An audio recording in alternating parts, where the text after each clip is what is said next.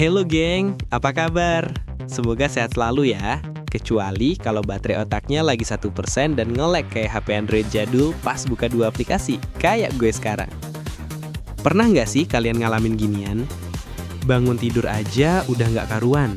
Rasanya abis dibantai sama 10 tugas di mimpi. Pas ada yang chat di grup WA, "Pagi, semangat." Kamu bales, "Pagi semangat" dengan 3 jempol. Padahal dalam hati ngetik, "Semangat gimana lagi bos? Napas aja abis." Di kantor, pas dengerin bos ceramah soal disruption dan paradigm shift, kita manggut-manggut kayak kucing dikasih ikan cuek. Padahal, isi kepala cuma ngebayangin enaknya jadi tanaman. Gak perlu mikir, cukup disiram. Kalau pernah, selamat, kita satu geng. Geng pemeran pembantu di film hidup kita sendiri yang dipaksa akting jadi pemeran utama. Nah, hari ini gue mau bahas sesuatu yang lagi ngetren banget, tapi bahayanya kayak lagi nyetir motor sambil tiduran di jalan tol. Namanya quiet burnout. Bukan artinya kamu dibakar secara diam-diam ya, tapi kelelahan ekstrim yang kamu sembunyikan pakai baju Superman yang udah luntur. Kondisi di mana kamu udah frustasi level bos, tapi tetap pura-pura baik-baik saja. Kenapa? Takut dianggap lemah, takut dianggap nggak kompeten, takut kalah start sama si Joko. Nama samaran untuk tetangga yang katanya udah bisa bikin AI dari nol. Oke, simak baik-baik. Siapa tahu ini panggilan untuk kamu buat berhenti jadi aktor pemenang Oscar kategori paling bisa menyembunyikan kelelahan. Jadi, quiet burnout ini ibarat baterai HP kamu yang cuma sisa 1%. Tapi, kamu paksain buat nge-stream video 4K, sambil buka 20 aplikasi, sambil ngecas di casan KW yang kabelnya udah bolong-bolong. Luar biasa kan? Tampilannya masih nyala, tapi sebentar lagi, berak, mati total. Dan yang paling menjebalkan, datanya nggak ke-backup. Gejalanya, ini dia yang paling nyebelin dan bikin pengen nangis di toilet. Pertama, kelelahan yang nggak kelihatan. Ini bukan capek fisik setelah angkat galon air mineral. Ini adalah capek jiwa. Kamu duduk di meja kerja 8 jam, tapi rasanya 8 tahun. Waktu berjalan pelan banget, kayak lagi nonton iklan di TV jadul. Pulang kerja, badan nggak apa-apa, tapi otakmu rasanya kayak baru pulang dari perang bintang versi lokal. Kedua, depersonalisasi. Ini yang paling ngeri. Kamu jadi kayak nonton series tentang hidup kamu sendiri, tapi kamu cuma jadi penonton, bukan pemeran utamanya. Kerjaan yang biasanya kamu semangatin, tiba-tiba terasa hampa, nggak bermakna. Kayak nonton sepak bola yang skornya 0-0 sampai 90 menit. Ngobrol sama rekan kerja, rasanya kayak ngobrol sama NPC di game. Hanya bisa jawab, "Iya, oke, baik, siap. Mas, ini laporan udah selesai." "Iya, bagus, mantap, oke," dan seterusnya. Rasanya kamu cuma bayangan di kantor. Isinya udah ngelayap entah kemana. Mungkin lagi jadi wibu di isekai. Nah, yang jadi pemicu utama di era AI ini adalah sesuatu yang kedengerannya pinter banget. Disonansi kognitif. Waduh, kedengerannya kayak judul skripsi yang bikin mampus ya. Gampangannya, gini. Di satu sisi, ada suara gurih dari dunia luar yang teriak-teriak. "Weh, harus update skill. AI udah maju. Nanti kamu diganti robot. Cepetan, cepet banget." Ini adalah ekspektasi yang dibentuk oleh bos, medsos, dan si Joko tadi. Tapi, di sisi lain, ada suara lemah dari dalam diri kamu yang bisikin, "Bang, aku capek. Bateraiku ngedrop. Aku butuh tidur, bukan tutorial baru cara bikin foto pacar jadi K-pop idol pakai AI." Nah, bentrokan sengit di kepala inilah yang disebut disonansi kognitif. Otak kamu lagi ngerem pakai rem tangan, tapi injakan gas malah diinjek sampai mentok. Apa yang terjadi? Overheat, ngembun, dan akhirnya mesinnya mati. Dan kamu memutuskan buat diam aja. Pura-pura gasnya diinjek, padahal mobilnya lagi didorong sama teman-teman. Problemnya, budaya kita sekarang lagi demam.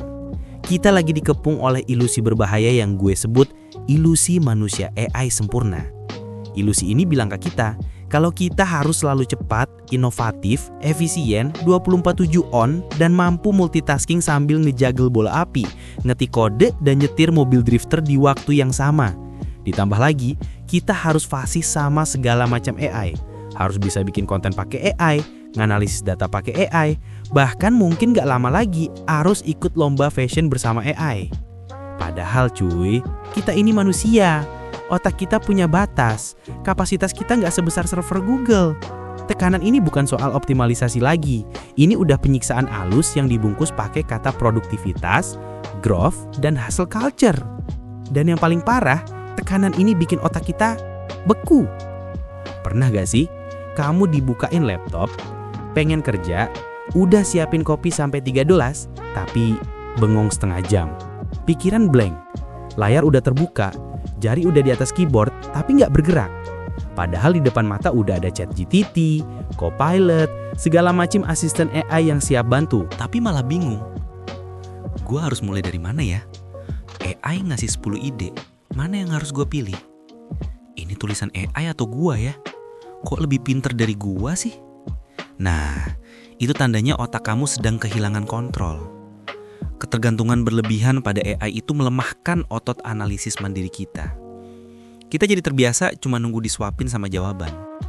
Ini kayak anak kecil yang dikasih pilihan 10 jenis es krim, akhirnya malah nangis karena bingung mau milih yang mana.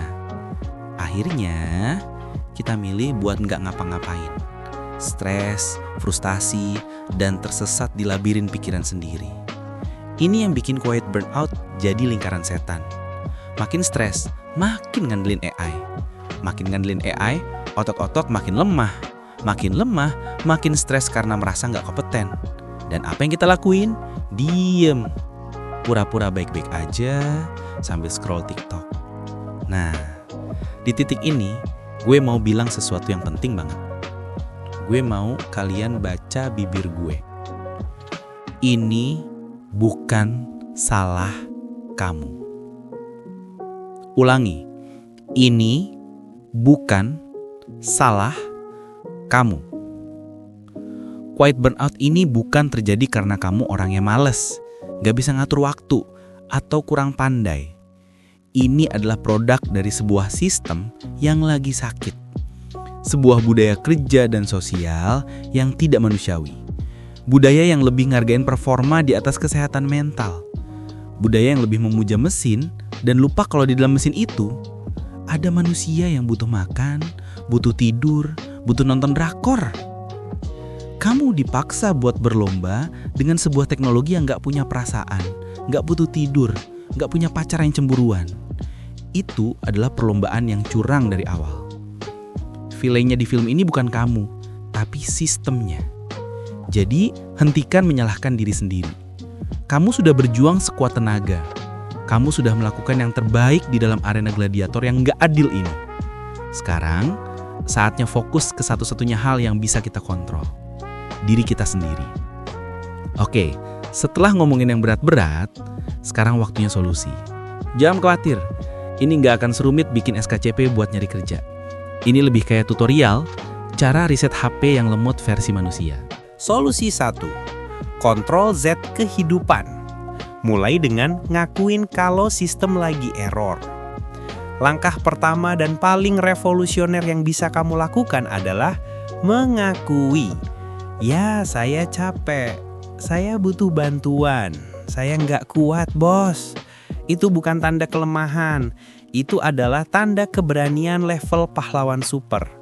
Itu adalah deklarasi perang melawan ilusi manusia sempurna. Coba deh besok pagi pas bangun, alih-alih bilang, "Aku bisa." Coba bilang pelan-pelan ke diri sendiri di depan cermin. "Hari ini aku akan berusaha sekuat yang aku bisa. Dan kalau nggak kuat, ya udah, gue pingsan dulu." Itu udah kemenangan, cuy. Solusi 2, unfriend AI. Tentukan jam tidur buat gadgetmu.